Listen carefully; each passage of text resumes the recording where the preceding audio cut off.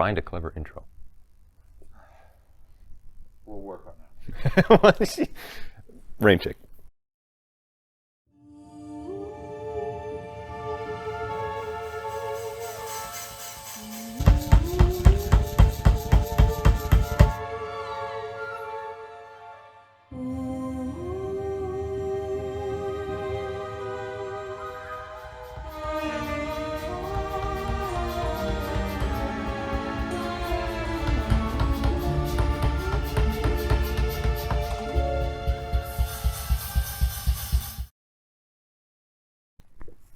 How did the project come about?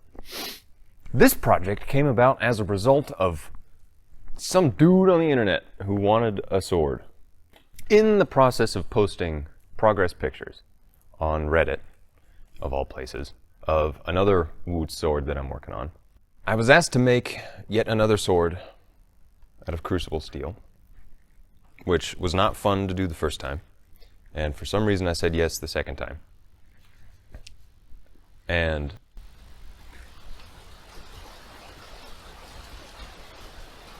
Shouldn't have said that. that was cool. I got angry. So the task is simple.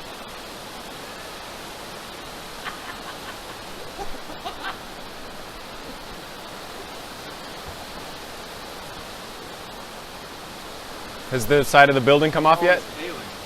The mission is simple. Make some more woots. I didn't. Give me a second, man. I got it.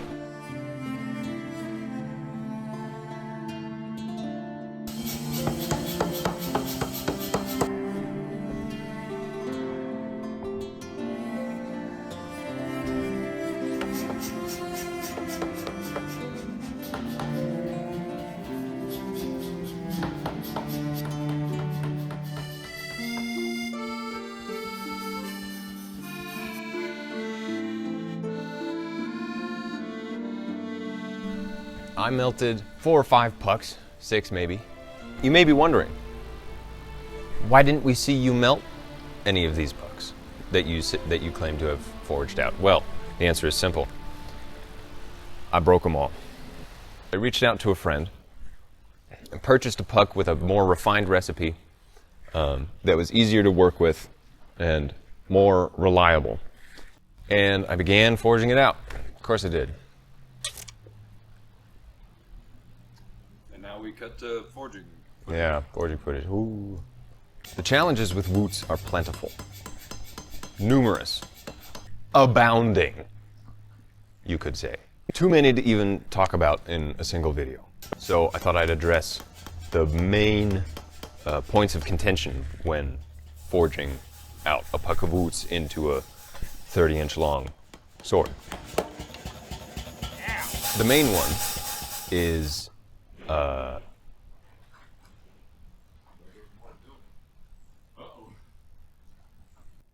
the first difficulty that you'll encounter forging woots is the center of puck debacle. As the puck inside the crucible is cooling, after having been molten for however much time, as it cools, the crystalline structure of the steel begins forming from the outside in. And as that crystalline structure forms from the edges of the crucible toward the middle, it pushes all of the impurities present toward the center of the puck. So the top center, being the last to cool, usually is a gathering point for all of the impurities that are tangible. So not phosphorus. Phosphorus is a gas and thus distributes itself evenly throughout an entire mass. Yeah, see what I'm thinking?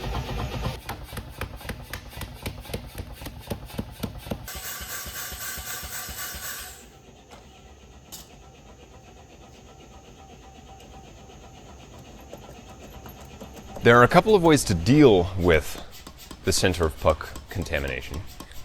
The first is to simply draw out your puck with top of puck as spine. Really simple, easy, and convenient, because then none of those impurities end up anywhere on your face or on your edge, and no visible part of the blade is contaminated. This is problematic if you are making a double-edged sword, for obvious reasons. The other solution is to draw out the puck with top center of puck as face, as the flat of the blade. This leads to problems with warping later on in the heat treat, because there's invariably going to be some difference in the molecular composition of the puck by the time you've got it drawn out to heat treat stage. Here's what I'm left with at the end of today. These little dies were a game changer. That took me maybe a few hours to make and saved me a few days of forging. One method that the Vikings popularized was to flatten the puck, punch a hole straight through it, and remove simultaneously the majority of the impurities that form in crucible steel pucks. Unbend it, make a bar, and draw it out from that. That works fine. But I didn't do that. The method I prefer is to draw the puck out with top of puck as tang side. That way there are no impurities present in the blade at all, and the tang is so much less critical than any of the business end of the sword. The vast majority of swords to exist have composite tangs with welded on or brazed on or riveted on iron tangs. So he starts talking about the kinds of things that he wants for his sword. Yes, this really does take that long.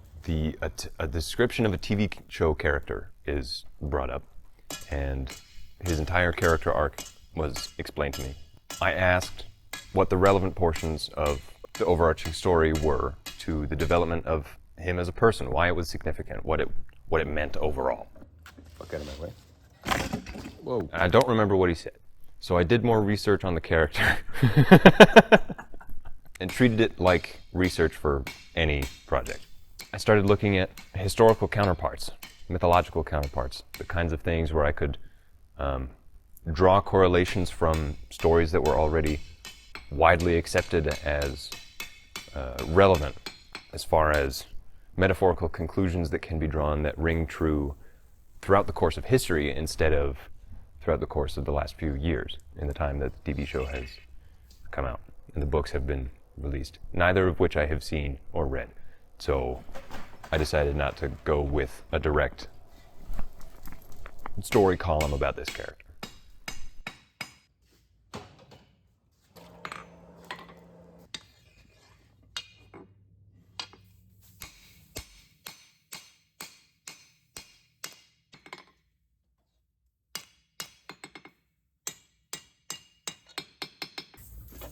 I have not got a tang, and that is for a very specific reason. The client has pre-approved a sketch for this piece, and I need to adhere to the size of that pre-approved sketch. So knowing that I would gain somewhere between the range of an inch to an inch and a half when forging the bevels, I didn't want to make any guesswork. So I'm starting at the tip and moving my way up, and when I hit 30 inches, which is right there, I'm going to isolate my tang, draw it out, cut the rest off, maybe use it for a different project, and then finish beveling the bottom when I know there will be no significant growth lengthwise from the beveling process. So basically I'm forging the bevels before I forge the tang so that I know exactly how long it's going to be by the time I'm done forging. So instead of making a sword based on the story arc of a TV show character, I decided to make it about the principle, the notion of nobility. So not nobility in the royal sense, nobility in the virtuous sense. The choice to do the right thing in the face of hardship, whether or not it costs you your life or your sanity, what have you. The pursuit of nobility as a virtue. Because nobility as a title was stripped from this person, shall we say, at the time of his birth.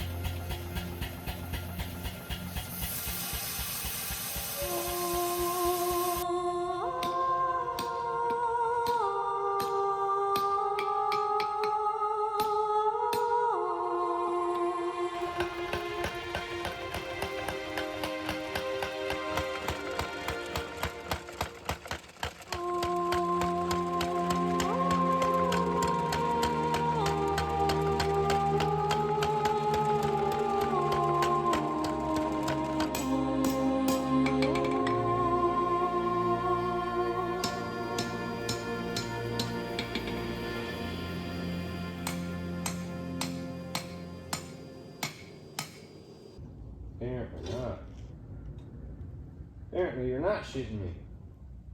I don't like it when you're not shitting me. Because that means I have to fix whatever the fuck is wrong with you. The only nice thing about forging woots is that since you have to forge it at such a low temperature, toward the end there you could see that I was forging at subcritical temperatures, which is very annoying for forging reasons, but very nice for having a good surface finish by the time you're done forging. Because you're basically planishing the whole time.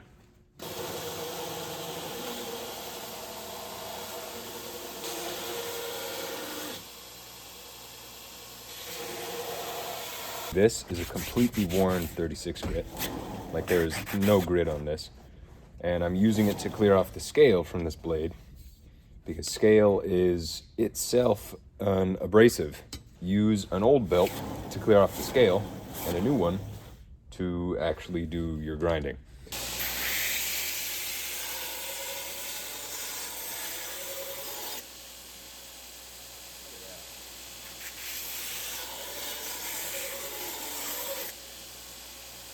Okay, let me talk the next few steps through with you. I know that this steel has fairly low manganese, which means it is not a through hardening steel. This is shallow hardening. And since it's relatively shallow hardening, if I leave it as thick as it is and quench it, by the time I get to final dimension, I may not have any hard steel at my edge. And that is problematic if all I am getting out of hardening is hard steel on my edge. So I have to take down the bevels, not all the way, but a good bit more. You can see I'm still thick, and I left it that way because I have some annoying fuller grinding to do. Before I can grind down the bevels in order to heat treat it, I need to grind in the fullers. Because if I make a mistake grinding these complicated fullers, I won't be able to fix it by grinding back the bevels. It'll be too thin. So really the next thing I have to do is grind my fullers. Ooh, can you hear that?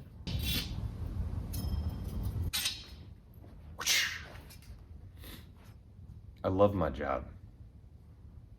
Look at this, dude. Wide swords are the best. Well,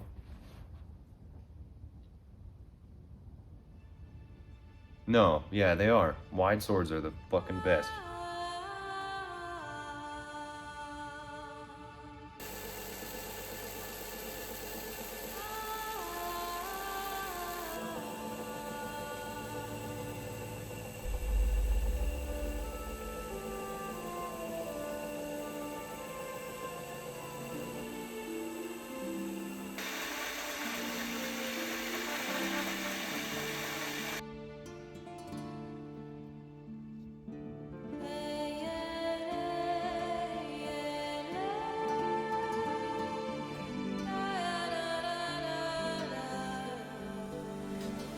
Oh, there he goes.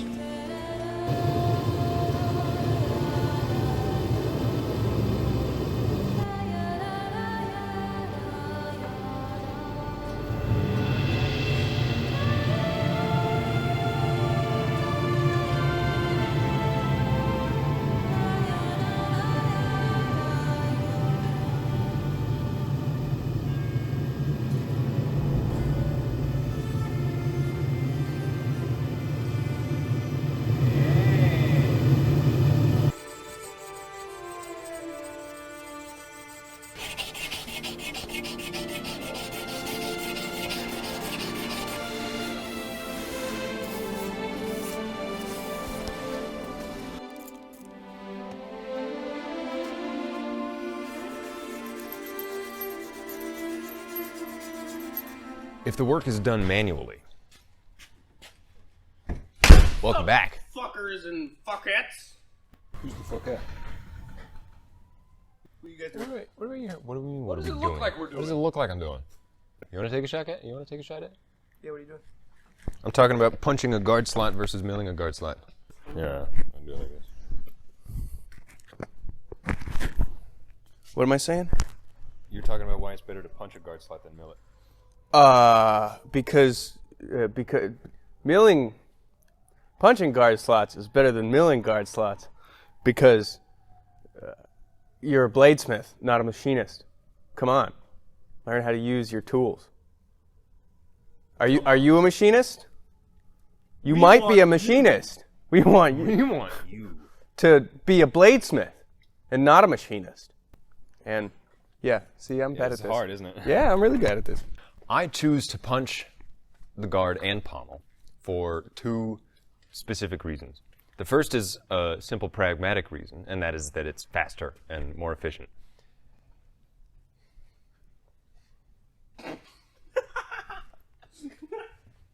Motherfucker, You're not catching me with that. you have a. I should be. There you go. What was it? It's not sounding, it's docking. We were docking, Docking? and you didn't give me my cigarette the whole I'm time. sorry, man. Here. Oh! Don't bend my boat. It's because mine's stiffer. You should have got a pill, bro.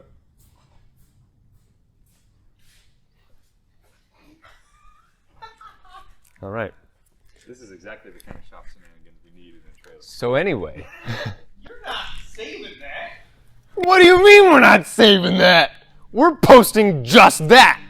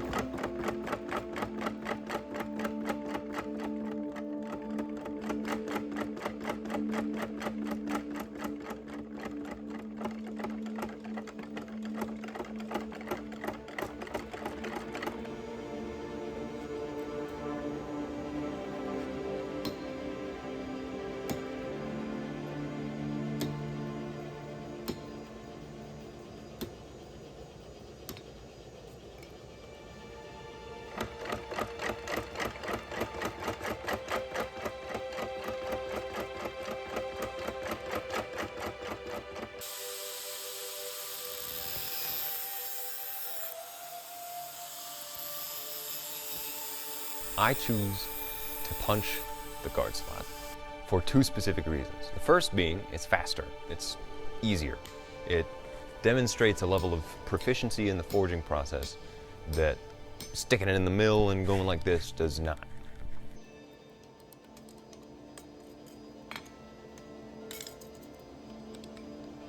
The other reason is a little more esoteric, lofty, from a highfalutin artisan sort of point of view.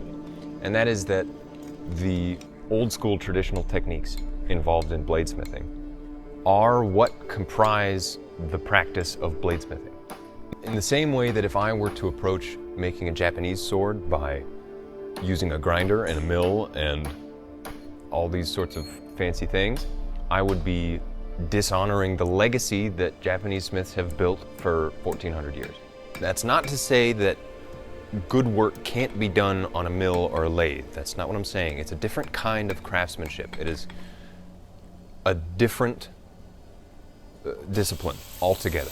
I would argue that the difference between using a mill and a hot punch to make the slot in a guard is the difference between knife making and bladesmithing, just to put it simply and semantically. It is important to me that the handwork, the manual labor that goes into each piece is an honest portrayal of my actual ability as a craftsman.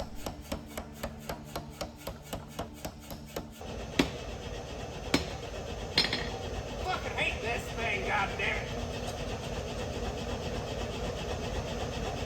It don't stay where you put it.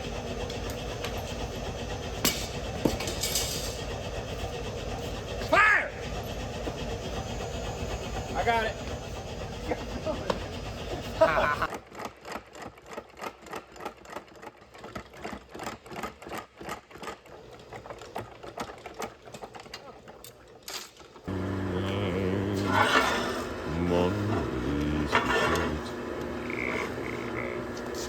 It doesn't matter loads where the center punch mark is, because I'm about to drift it anyway.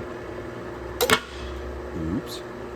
But this is like 3 inches of steel.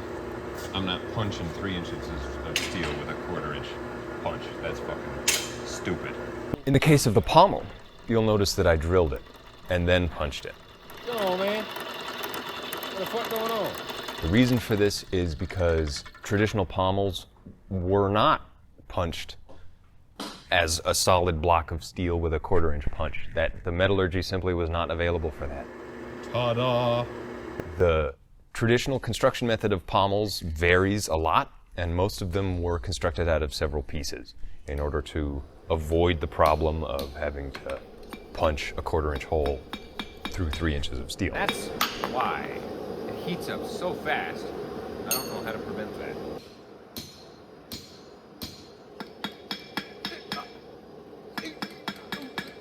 Whoa, shit. Come on, man. What are you doing? What the fuck are you doing?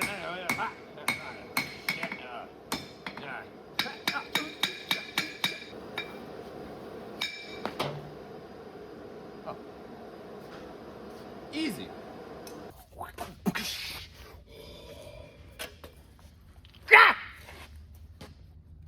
Calm down. Relax. It's fine.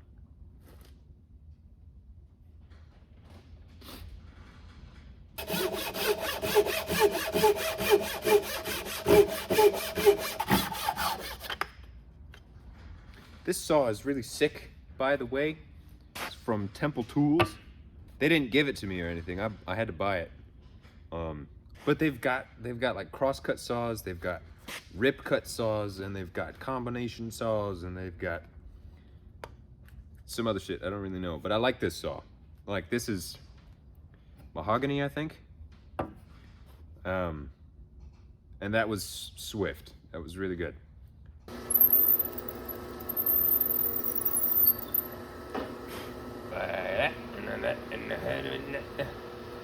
Like that, I could broach it now.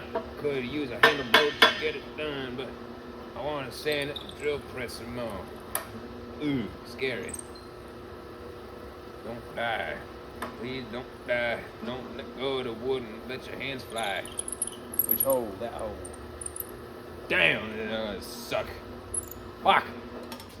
Shut up, man. Here's a pro tip. There's a certain machinist out there who has the title. You know what? Never mind. I'm not even gonna go there. Uh-oh. Damn. A little too big. I might have to fix that. But alas, Gendel.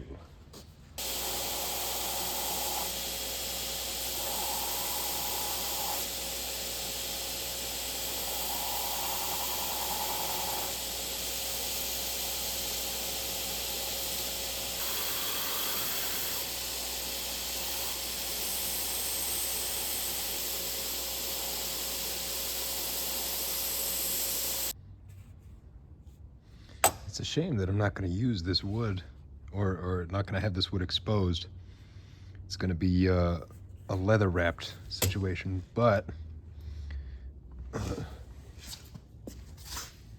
What a noble form, right? Wow!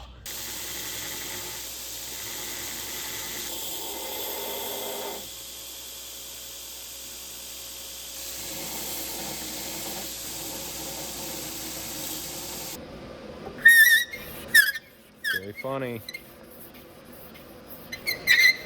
Nope, that's worse. God, what a cool job you have. What do you do all day?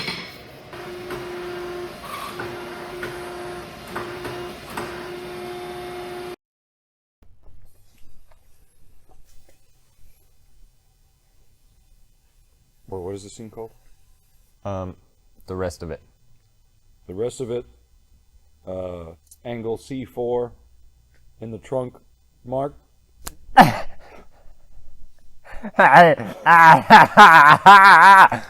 Ugh. that was worse than putting the graphite in my mouth.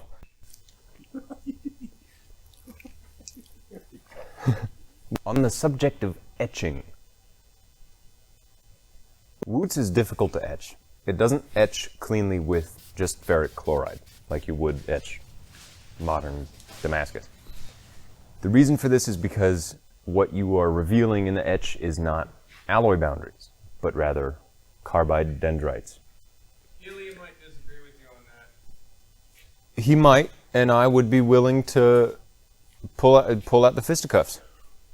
So what you'll see me do is, instead of leaving it in the ferric chloride, give it a dip in the ferric chloride, allow ferric oxide to build up on the surface, and wipe those ferric oxides off with oxalic acid, which is wood bleach, I think. Oxalic is wood bleach, right? Yep. Wood bleach.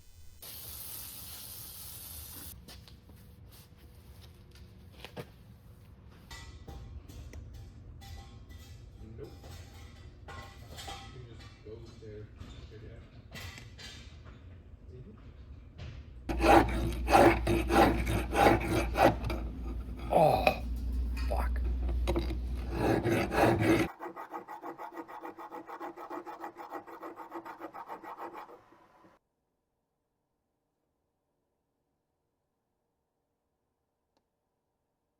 Creating these lines here, these facets, these mini folders, if I just leave them contoured like this, it'll look like I've just filed a groove into it, which happens to be exactly what I've done. So rounding the edge of them with the little Dremel tool gives it a slightly more interesting shape that isn't so obvious. It's a little more intentional.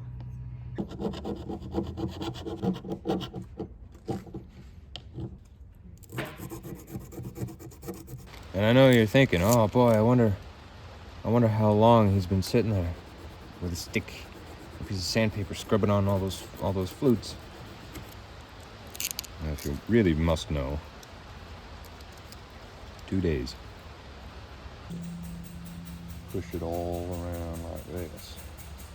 To portray the essence of the aforementioned nobility as a virtue, I chose to inlay some silver into the guard and pommel to illustrate, or to attempt to illustrate, a hardened steel shell that represents the resolve of the sword's wielder, to give an impression that the silver just below the surface is solid, that the soul of the thing is comprised solidly of a inherent value.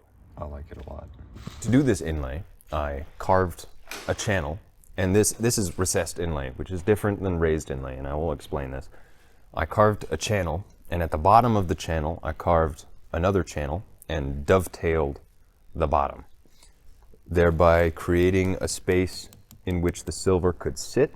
The edges of the ravine are then pushed in, and the silver at the bottom is trapped in its steel shell forever.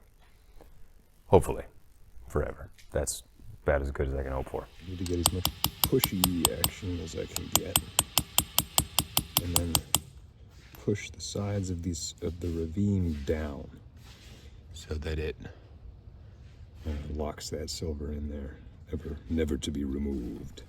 Raised inlay is different, and arguably easier than recessed inlay, because all you have to do for raised inlay is carve a channel and then dovetail the walls of the channel and since it's above the surface, you can just push it from the top and it will fill the dovetail. Then you push the dovetail down and it creates a mechanical lock for the usually softer metal that is inlaid into the surface. There you have it. If there's anything I've learned about doing inlay, is that for a long time it looks terrible. It doesn't look right until you're done, basically. And the way you move through that is by insisting that your shape is the shape that it is.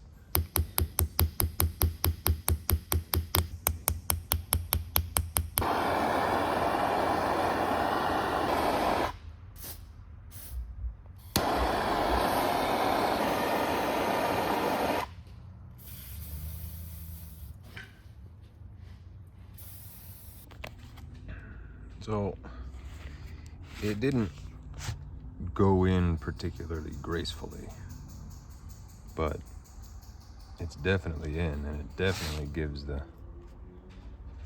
appearance of the thing being solid silver and just having a shell over top of it. I like it a lot.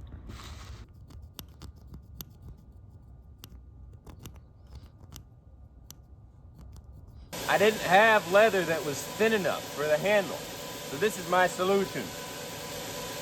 Leather, board, grinder.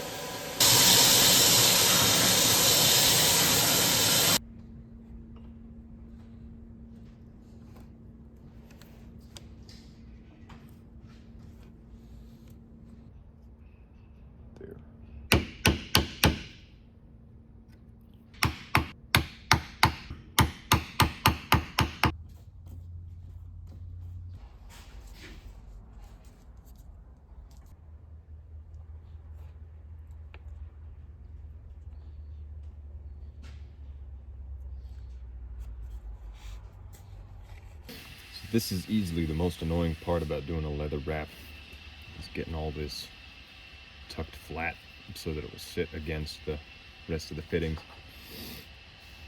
It's fairly simple. It's just annoying and time consuming, like almost everything. I throw a dab of super glue under one little corner, and I sort of test it. I blow on it, and then I sort of force it down as well as I can. So now as I fold the next corner, you see like a little crease gets made. And that is an indication of where to make a little snip.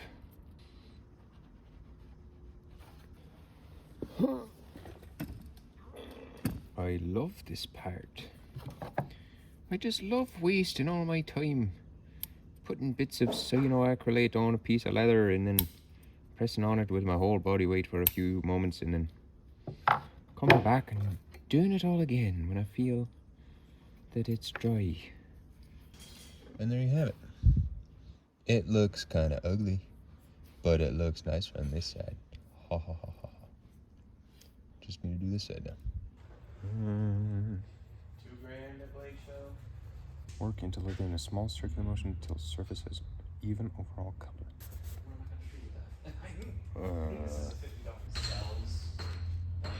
Yeah. It feels like it's done.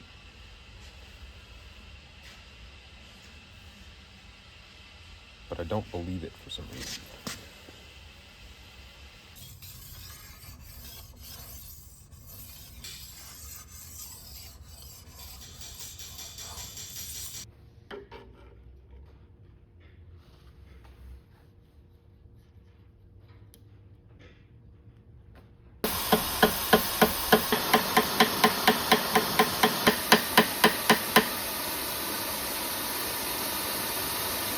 This video is sponsored by absolutely fucking no one. There, I said it. You haven't seen an ad throughout the entirety of this video or any other video, nor will you ever. I don't want any cause for disapproval to be because your train of thought was interrupted by an ad. I refuse to believe in the principle of making money off of your annoyance. If it takes not making money off of these YouTube videos, then it's good. I'm just not going to make money off of them. Solution: thinking about starting a Patreon page. And if you would like to allow us to pay the rent on this building and like eat food and stuff, then you can choose to do that. If those of you who would wish to see more content, perhaps more quickly, more frequent intervals, Patreon is a solution. The other benefit of never showing you an ad is that I can say whatever the fuck I want, and I don't have to worry about demonetization, and I don't have to worry about advertisers not being happy about the things that I choose to say. Looking at you, Peloton. Looking at you, Peloton, Do you know what Peloton and is? fucking Raid Shadow Legends, NordVPN, and whoever the fuck else wants your money. Bro, you just like shouted out I don't give a fuck. You know why? Because I can say whatever I want because I don't have any advertisers. That said, go visit our Patreon. That said, go give us money on Patreon.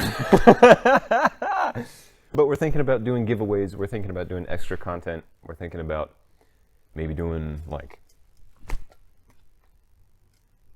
giving away some secrets.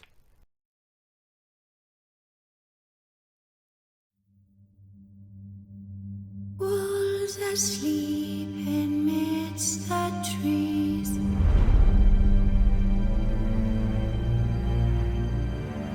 Bats all swaying in the breeze.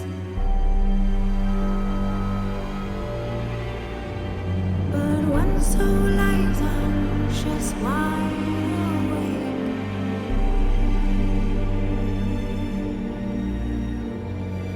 Fearing all manner of ghouls, hags, and wraiths.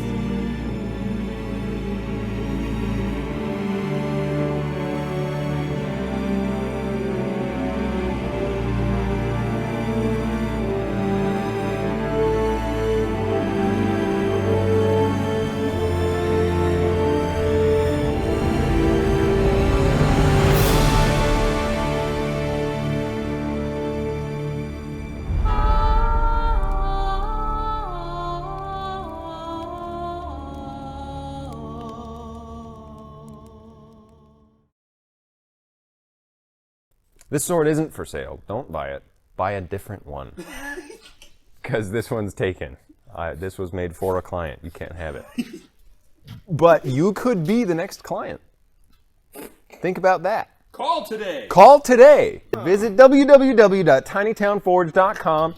Email us or text us on Instagram or leave a comment or email us or call us or whatever you can do. When you get to the page, choose And your smith. Find us, choose your smith, and commission a piece from us so that we can continue to make money and you can have awesome pieces in your collection. Because you are a collector. We are the makers. Choose your smith.